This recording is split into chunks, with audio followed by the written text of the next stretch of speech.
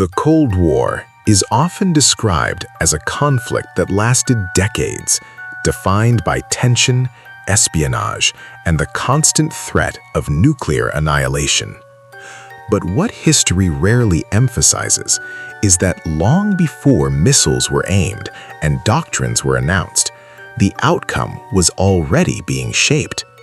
Not through speeches, not through battles, but through projects so advanced, so quietly decisive, that they ended the Cold War before it ever had a chance to turn hot. This was not about brute force. It was about foresight. In the aftermath of World War II, the United States understood something its rivals struggled to grasp. Power in the modern era would not be determined by who reacted fastest, but by who prepared earliest. While others focused on rebuilding or replicating past successes, American leadership invested in systems designed not for immediate confrontation, but for long-term dominance. The first of these projects did not involve weapons at all. It involved information. Early American intelligence programs prioritized integration over fragmentation. Data from radar, surveillance, signals interception, and reconnaissance were not treated as isolated assets. They were merged into unified analytical systems. This allowed the United States to see patterns rather than events, intentions rather than movements. By the time adversaries realized they were being observed, the framework to understand them was already complete. This advantage was invisible, but absolute. As nuclear capability expanded, the United States faced a choice: pursue parity or pursue control. Rather than matching every development abroad, American strategists focused on deterrence architecture. Systems were designed to ensure that any first strike would be detected, traced, and rendered meaningless. Early warning networks spanned continents. Redundancy was built into every layer. Failure was not an option and was therefore engineered out. These were not weapons meant to be used. They were weapons meant to exist. One of the most decisive American projects operated entirely above the battlefield. Strategic bombers and later reconnaissance aircraft were engineered not only for range and payload, but for survivability and information dominance. The goal was not destruction, but certainty. Knowing what an adversary could do and when they intended to do it removed the need for escalation. When rivals tested boundaries, the response was never panic. It was silence. That silence was intentional. Behind closed doors, American research institutions pursued breakthroughs in computing, modeling, and simulation that allowed strategic scenarios to be played out long before they occurred. War games were not theoretical exercises, they were predictive tools. Entire conflicts were simulated, stress-tested, and neutralized on paper before they could manifest in reality. This was where the Cold War was truly fought. While other nations invested heavily in singular, symbolic technologies, the United States invested in systems. Satellites were not standalone achievements, they were nodes in a global network. Missiles were not threats, they were deterrence signals. Submarines were not platforms, they were survivable guarantees. Each project reinforced the others. Perhaps the most underestimated American advantage was restraint. Projects that showed potential to destabilize global balance were not always pursued to completion. In several documented cases, research programs were deliberately scaled back or terminated once their strategic purpose was fulfilled. The objective was never to win a war, it was to make war unnecessary.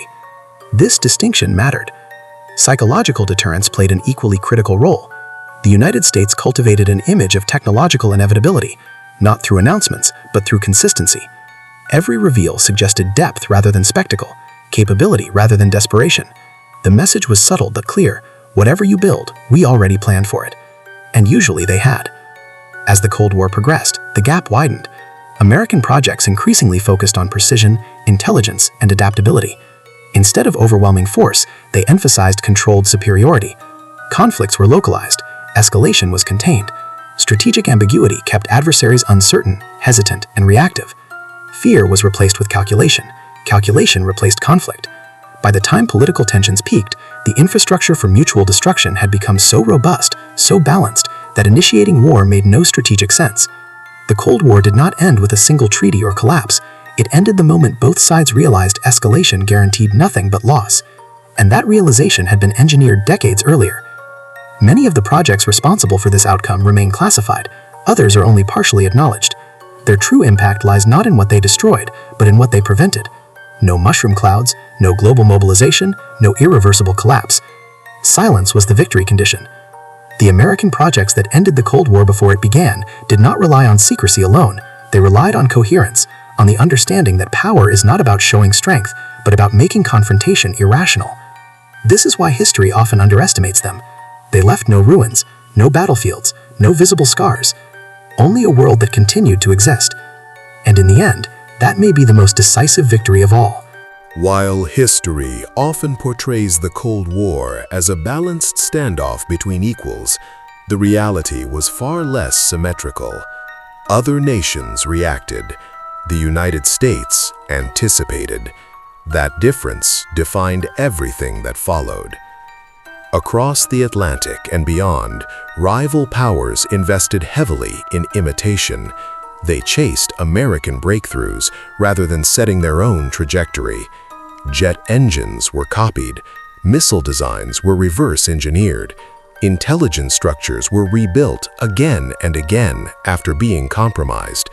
Progress existed, but it was reactive, always one step behind the problem rather than ahead of it. American strategy operated on a different plane. Rather than asking how to match an opponent, US planners asked how to make comparison irrelevant. This mindset produced projects focused on scalability, logistics, and integration, areas where rivals consistently struggled. Building a prototype was easy. Sustaining a system at national scale was not. The United States mastered the second problem, while others remained trapped in the first. Nowhere was this clearer than in command and control infrastructure. American systems were designed to function under stress, disruption, and partial failure. Redundant communication paths ensured continuity even in worst-case scenarios. Other nations relied on centralized structures that appeared impressive on paper but collapsed under pressure. When tested, those systems revealed fragility disguised as strength. The US noticed and adjusted further. Economic capacity played a role, but it was not decisive on its own. What truly separated America was institutional memory. Projects were not abandoned when leadership changed. Lessons were preserved, mistakes were documented, failures became assets. In contrast, competing nations repeatedly reset their research priorities, discarding progress whenever political winds shifted. Momentum was lost again and again. This stability allowed American programs to mature quietly. Space became another domain where the contrast was impossible to ignore. While rivals treated space achievements as symbolic victories, the United States treated orbit as infrastructure. Satellites were deployed not for spectacle, but for persistence. Navigation, communication, early warning, all woven into a seamless system that functioned continuously. One launch mattered less than the network it supported. Others celebrated milestones. America built permanence. As intelligence capabilities expanded, the imbalance deepened. American analysts were trained to synthesize information across domains: political, economic, military, technological. Adversaries often siloed these disciplines, producing fragmented assessments. This led to miscalculations, overconfidence, and strategic hesitation. The United States, seeing the full picture, rarely misread intent. And when intent was unclear, patience filled the gap. Rival powers frequently overplayed their hand, revealing capabilities prematurely or escalating to signal strength. Each display reduced uncertainty, and uncertainty was their only leverage. American restraint denied them that advantage. Silence, again, became the most powerful response. Over time, this dynamic eroded confidence abroad. Leaders recognized that every move was being anticipated, analyzed, and countered before it occurred. Decision-making slowed, innovation stalled, risk tolerance collapsed. Projects were launched, halted, revived, and abandoned in cycles of doubt. Meanwhile, American initiatives continued forward with measured confidence. Even when others achieved technical successes, they struggled to operationalize them. Production bottlenecks, training deficiencies, logistical gaps prevented scale. The United States had already solved these problems decades earlier. Systems thinking, not isolated brilliance, proved decisive. This difference shaped the psychological landscape of the Cold War. Fear did not vanish, it migrated. Instead of fearing American aggression, rival states feared irrelevance. They understood that escalation favored a system built for endurance, not reaction. Every year without conflict widened the gap. Time itself became an American advantage. By the late stages of the Cold War, the imbalance was undeniable. American projects emphasized adaptability, software over hardware, intelligence over spectacle, precision over mass. Others remained locked in industrial paradigms that no longer defined power. Catching up required reinvention, not replication. Few were capable of it. When political shifts finally occurred, they were not sudden collapses. They were acknowledgments, quiet admissions that the race had been decided long before the finish line appeared. The Cold War did not end because one side surrendered. It ended because one side outgrew the competition. This outcome was not accidental. It was engineered through decades of disciplined investment, strategic patience, and institutional coherence. While others chased prestige, America pursued inevitability. And inevitability does not need to announce itself. The projects that ended the Cold War before it began were not monuments. They were systems, invisible, persistent, and unforgiving to those who misunderstood the nature of modern power.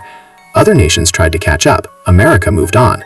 That ultimately is why the Cold War never became the war everyone feared, not because tensions eased, but because the outcome became obvious to those paying attention. And once that realization set in, history quietly turned the page.